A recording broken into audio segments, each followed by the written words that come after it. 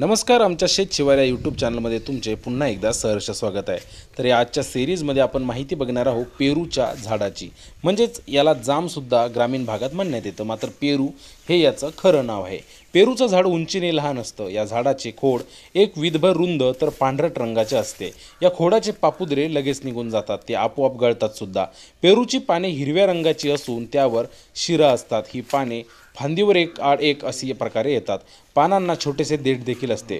पेरूच्या झाडाला पांढरी फुले सुरुवातीला येतात आणि पुढे याच फुलांपासून त्याचं पेरूमध्ये रूपांतर होत असतं।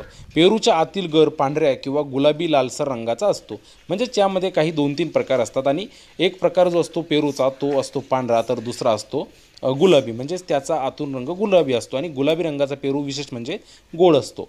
पेरूची फळे गोड असतात, तर काही फळांना गोड चव नसते, ते थोडे फिक्या चवीचे लागतात।